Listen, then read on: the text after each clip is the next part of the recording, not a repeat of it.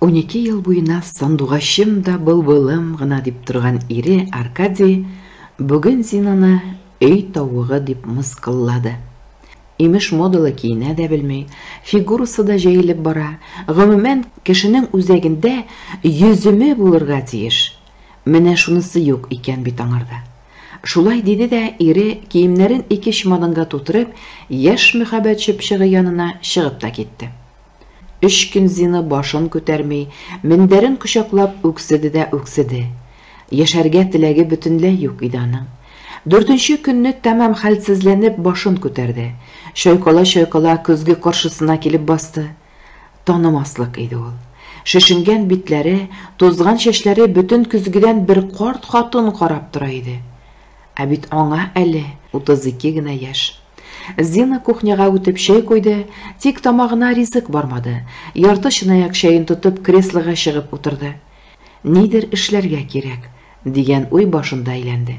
Тик ни эшләргә? Бу кайгыны эшенә барып танышлары белән белешергәме? Юк. Хатын-кызларның ясалма кызганулары күз алдына килде. Аннан гайбәт чәчә башлаячаклар. Белми торсыннар. Әле отпускының 2 атнасы бар. Ни эшләргә соң? Ялын бер үзе 4 стена арасында утырып уздырсынмы? Авылда әбисе бараның барлыкка, Варвара Тихоновна. Менә аңа сөйләсәң дә була. Аны аңлый торган бердән-бер кеше бит ул. Күчтәнешләрен төяп, елга берничә тапкыр кайтып килә ул аның янына. Шәһәргә үзләре янына чакырып караса да, 79 яшьлек әбисе ризалашмый. Чөнки менә дигән итеп дөнья көтә әле ул.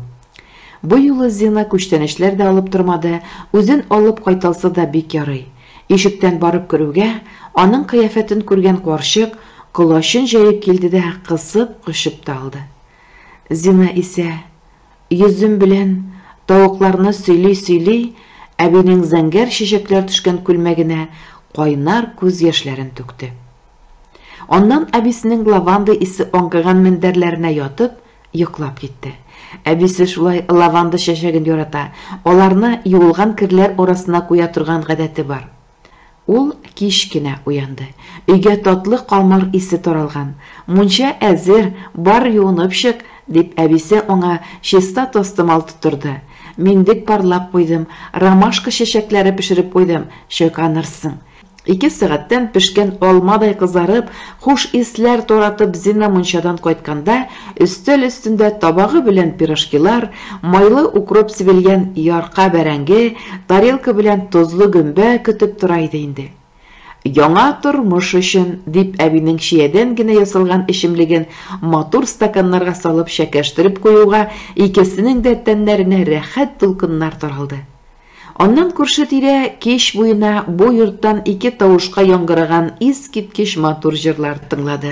Икенче көнне иртүк җиңел халатын гына элеп, Зина ялан аяк бакча артындагы күлгә төшеп китте.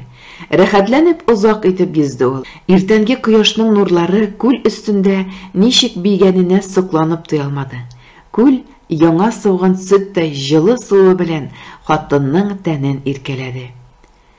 Варенье кайнатабыз, дип каршылады аны Варвара Тихоновна.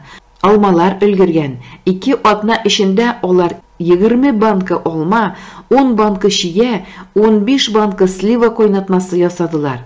Кура җиләге белән карагатны санап та бетерерлек түгел. Һәр кайнатма үзенчәлекле иде җитмәсә. Кайсысына ваниль, кайсысына чия яфрагы, кайсысына имбирь, кардамон салдылар. Тирә-яктан бу искә бал кортлары шөпшәләр җыелды. Кичен генә бу искиткеч хуш исләрдән исереп, коймаларга, агачларга бәрелә сугыла, йортларына карый очтылар алар. Кайнатмадан башка да бик күп эшләр эшләнде. Бүлмәгә якты обой ябыштырылып, тәрәс шелтәрләре юып үтүкләп эленде. Идән җәймәләренә хәтле юлды. Зина көннән-көн сауга баруын тыйды. Һәр көн кички чәйдән соң кочаклашып булдыр күтәрмәсенә чыгып утыралар алар. Икесе бер шәлгә төренеп, төрле хәлләр сөйләштеләр, җырлар җырладылар. Төнге күктә йолдызлар җимелди. Кай бер алама беркетелгәне өзелеп китә дә каршыдагы урманга чума. Өзелгән җебе генә артыннан сызылып кала. Бу ике атна эчендә Зина өйрәнчеккә дип кенә шарфта бәйләргә өлгерде әле. Апельсин төсендә шундый матур, җылы шарф килеп чыкты. Китер көн килеп җитүгә, Варвара Тихоновна Зинага 2 сумка кайнатма тутырды. Ничек алып китим инде? Авыр бит, дип аптырап калды Зина. Күршеләрнең улы Сергей кайткан. Кичә үк сөйләшеп куйдым. Фатирыңа кадәр илтеп куяр, диде әби. Сергей шуннан да илтеп куйды. Хушлашканда күчтәнешкә 2 банка варенье алып, турист дигән спорт клубының визит карточкасын тоттырып китте. Ул анда инструктор булып эшли икән. Кыш үтеп, яз җитүгә, Аркадий кайтырга теләк белдереп, Зинага шылтырата башлады. Яңа мәхәббәтенең йөземе ачы булды күрәсең. Тик телефон недоступен иде. Чөнки бу вакытта Зина аркасына зур рюкзак асып, шаян туристлар группасы белән еракта, биек тауларда йөри иде. Группаның җитәкчесе Сергей. Аның муенына ягымлы куллар урап куйган апельсин төсендәге шарф ерактан күренә иде. Билгесез автордан. Гөлфия Гоян тәрҗемә итте, Гүзәл Яппарова укыды. Игътибарыгыз өчен зур рәхмәт, дусларым. Минем YouTube каналына язылырга онытмагыз.